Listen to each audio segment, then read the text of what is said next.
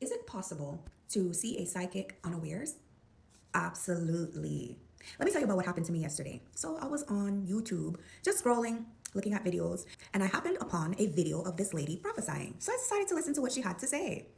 All of the things that she was saying was on point. It was as if this woman knew me personally. She knew my struggles. She knew what season I was in. She knew what the Lord had said. And so I said, man, this lady is really accurate. So then I decided to go visit her page. She might have gained a new subscriber or whatnot.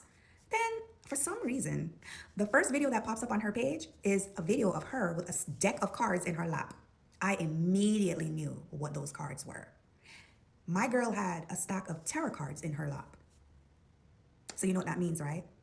The prophecies that she was prophesying in her previous video that I watched, that I came into agreement with, that could have been a trap right then and there.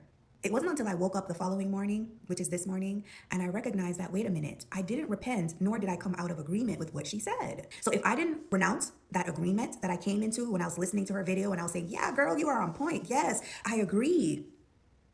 Who knows what covenants I was agreeing to? Who knows what contracts I was signing in the spirit? And these are the very contracts, agreements, covenants, edicts, ordinances that are used against us in the spiritual realm. So here's why this is significant. If I had not gotten up this morning and repented and came out of agreement with everything that she said, even though it was accurate, it was the source of where the information was coming from.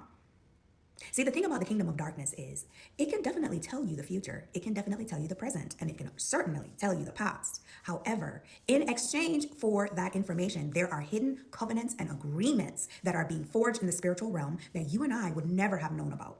So you might be saying, well, intrinsic, there's no way that can be true because that's not fear. I was just agreeing with what she said. I wasn't signing any contracts. I wasn't participating in any tarot card readings. But that's what the kingdom of darkness wants you to think. They want you to think that, oh, this is harmless because, this is just YouTube. But beware of the source that it's coming from. The kingdom of darkness never plays fair. That's not, the house always wins. So this is how they will use that covenant or contract that you came into agreement with unknowingly against you.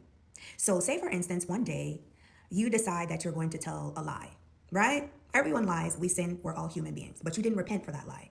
So what the enemy is going to do is use that monitoring spirit, because we all have monitoring spirits, use that monitoring spirit to report on you and then bring it to the principality, which is then going to bring it to Satan. And then Satan is going to go into the heavenly courts, because heaven does have a courtroom. And he's going to say, well, on Tuesday, on January 26th at 9:53 a.m., Tina told a lie.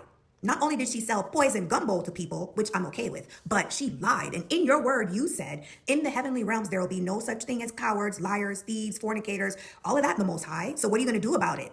Now, this is how the accuser accuses us day and night in front of God, snitching on us, telling all of our business. And then to make Tina look really, really bad, Satan is going to say she also was consorting with diviners, and she was also consorting with witches and sorceresses. Lord, what are you going to do about that? And it's true, he's not lying.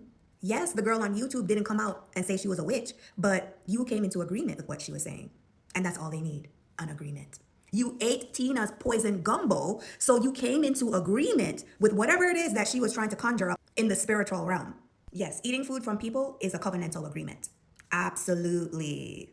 That's why the Bible also specifically says, beware of the king's dainty meats.